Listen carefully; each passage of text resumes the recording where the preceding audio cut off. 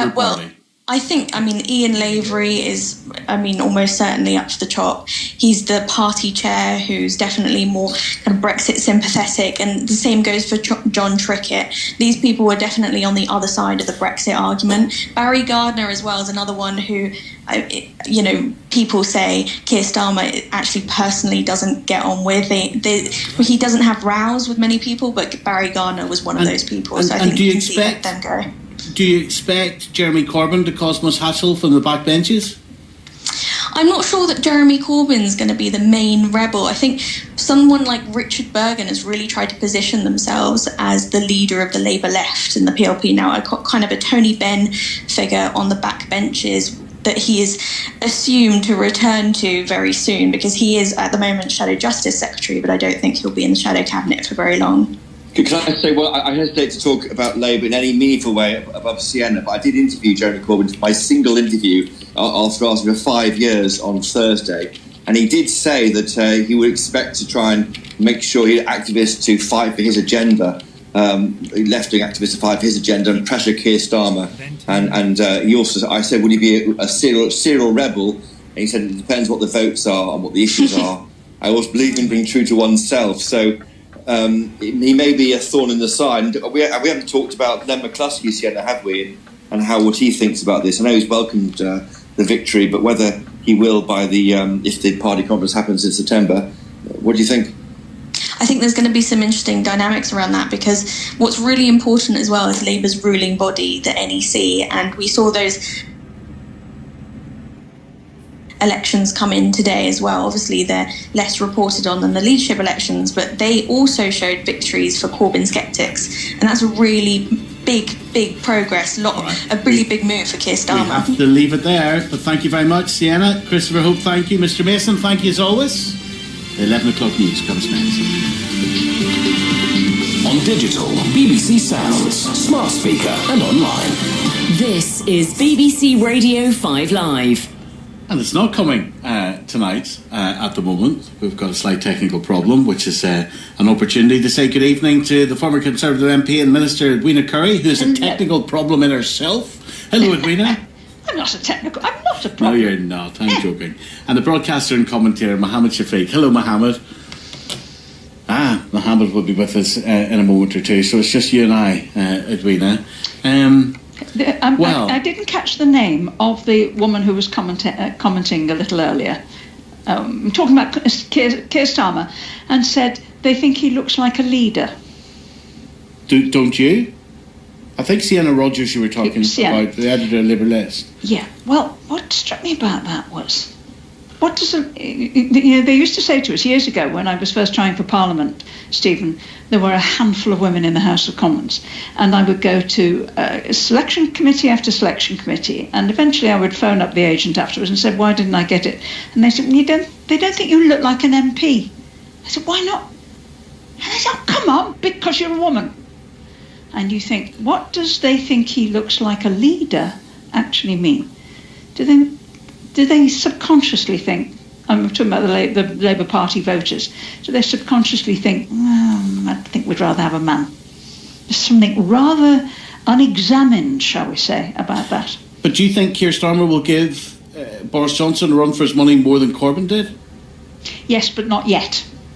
It's going to be interesting. When you're in the middle of a crisis, everyone is going to turn to the government of the day. And if they look at least partially competent and look as if they care and they're doing their job properly, then there will be a great deal of rallying around. And at the moment, all the polls are showing more than 50% support for the government and a sharp drop in the support for the other parties.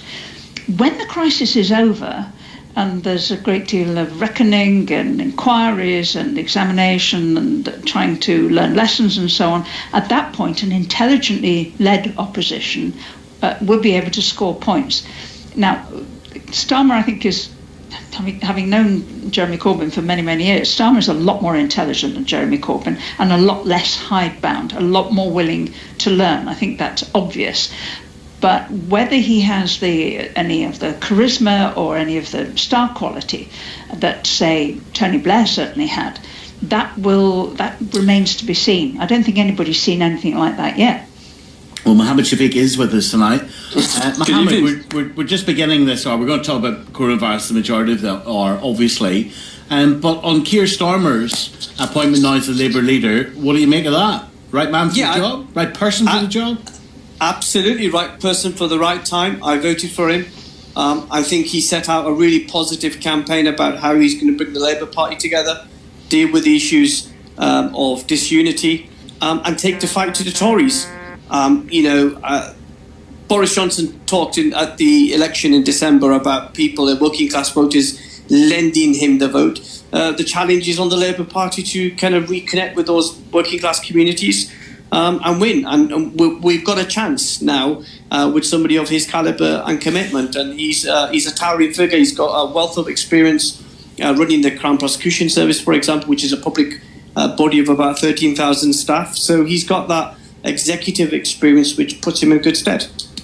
Edwina, why is the government not under more pressure, and why is Boris Johnson's premiership not already in trouble if we have nurses across the country crying out that they don't have PPE equipment to protect themselves when they're trying to save lives? That's got to be the government's responsibility. Well, that's because there's probably a wide understanding of many of the difficulties involved in acquiring the stuff. I mean, you have something... It's called being prepared for a crisis. Okay. Have you laid in stock at home? Does anybody lay in stock? What... But come on, Edwina, it is a government's responsibility to prepare for things like pandemics, and they ran Operation Cygnus in 2016. They then didn't reveal the results of it to the public, and I dare say that's going to be a lot more. Yeah. And I dare say that could be, when people get through this and there's political scrutiny around that, incredibly damaging to this government. Well, not necessarily. If you think about it. We had the worry about SARS, we had the worry about MERS, the Middle Eastern Respiratory Syndrome, we had the worry about swine flu. We've had several examples of zoonoses, of respiratory illnesses based on stuff that's gone from animals into humans in China or in the Far East, and this has caused these problems, and there have been warnings each time.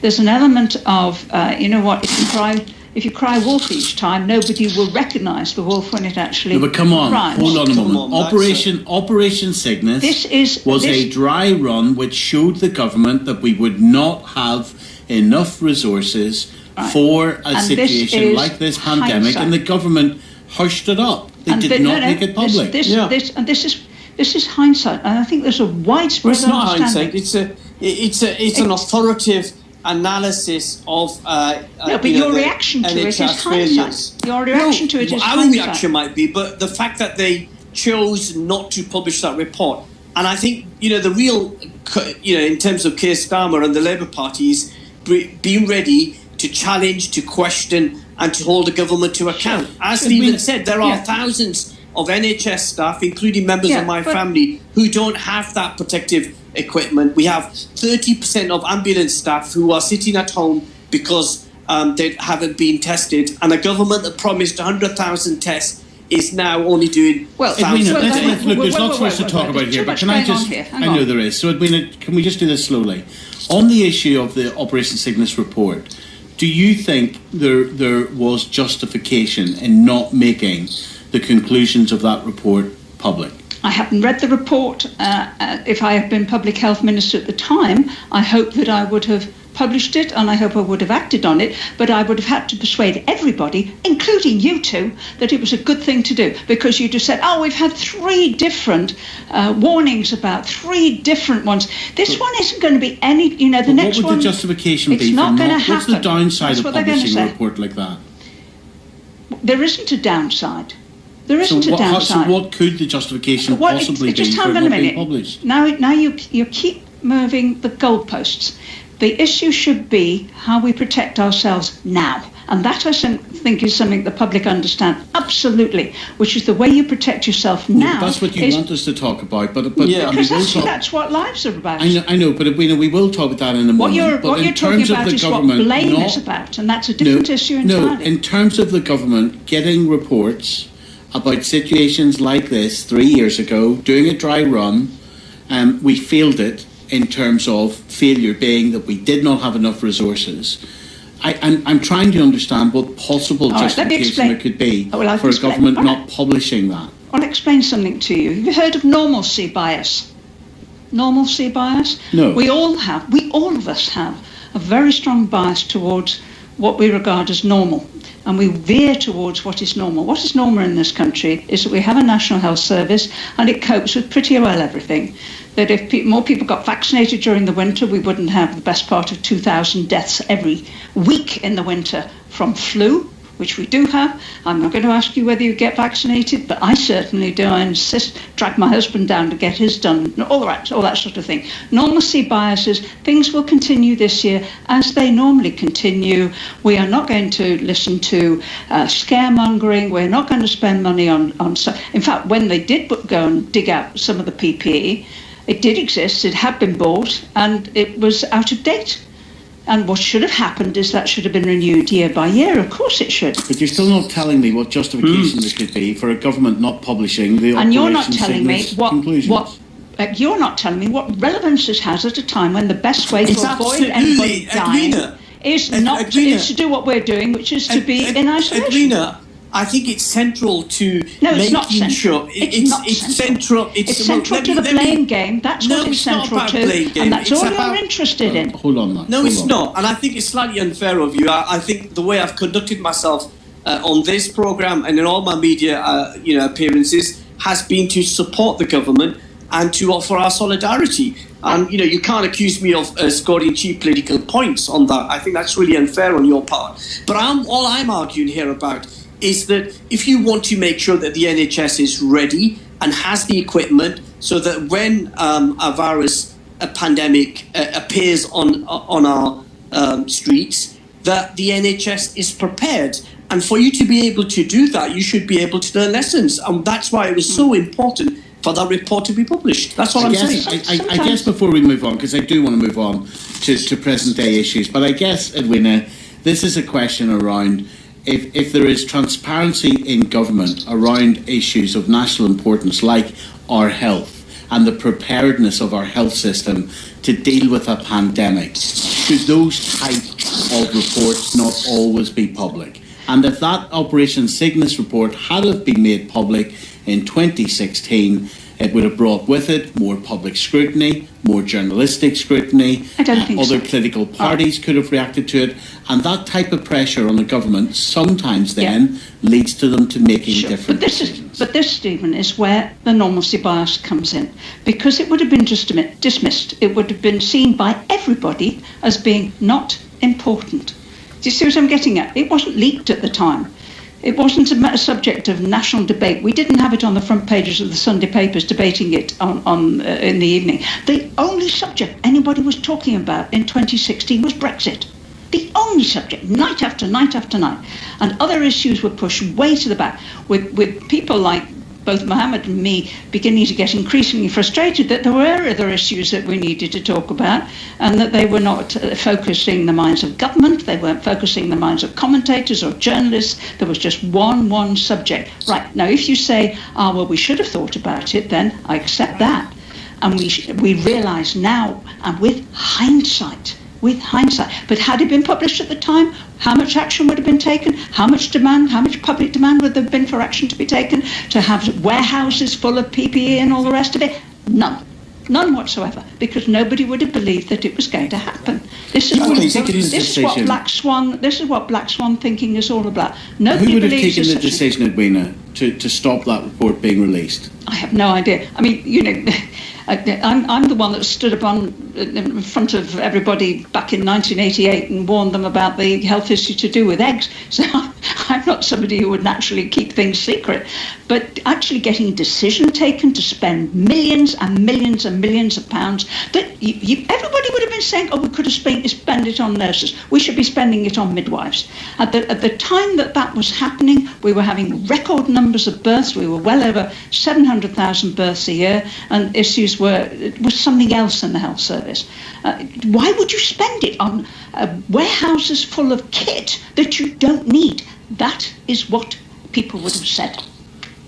But as we are on this programme tonight, there are people in the NHS who don't have that personal protective equipment. We have NHS doctors and nurses dying on the front line, and this government has not ramped up the testing of key workers in terms of the NHS on the front line. And I think that's a big dereliction of duty on the part of the government. Well, it is ramping up the testing, of course. Well, I mean, it promises 100,000 by the end of the month. Exactly. That's ramping up the testing.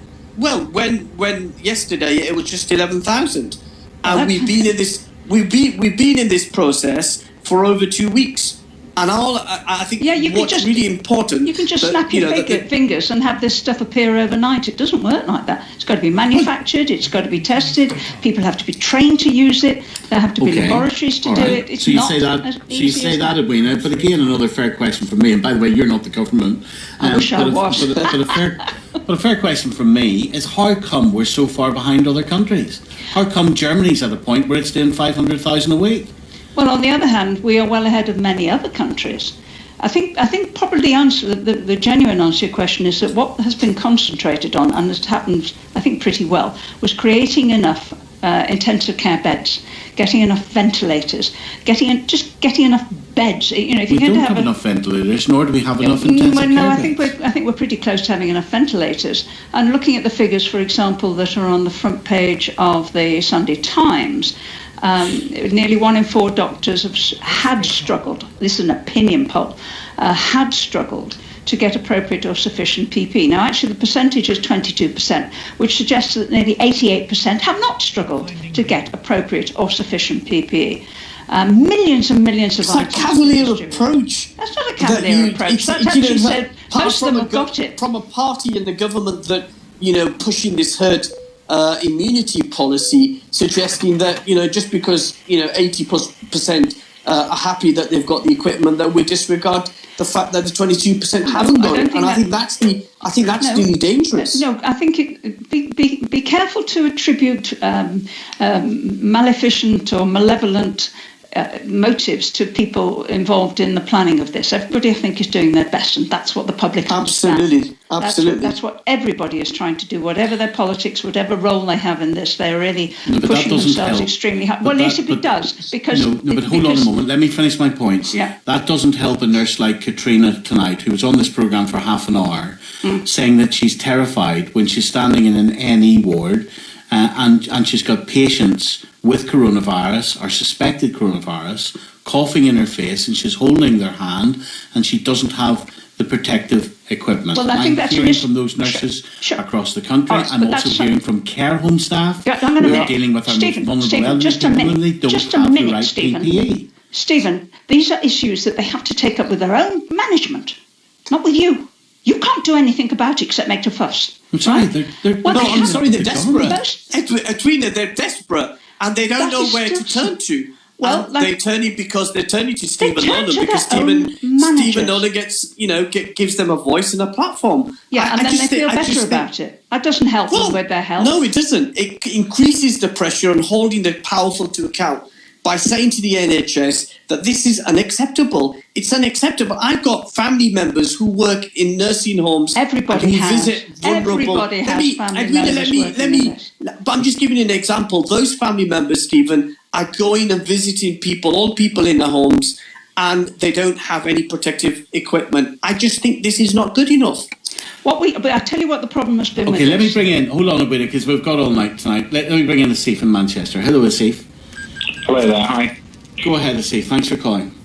I don't work in the private sector, I work in the commercial sector, and we've been importing from China for about 15 years, yeah? I put myself on the supply survey government website, yeah? And they've had 5,000 responses, from what I understand, from the commercial sector rather than the private sector, the supply lines that you're not accessing right now. And the strange thing to me is there's plenty of PPE equipment coming into the country, yeah? There's plenty of masks coming in, there's plenty of gloves coming in. Come on, Asif, there's a bidding war for masks across the world. Yeah, that's right, exactly, yeah. So in terms of accessing China, the key is for the NHS buyers not just to look at their current supply lines, because that's where they're going wrong. The current supply lines can only have access to one, maybe two factories, yeah? Whereas the commercial sector are talking to 5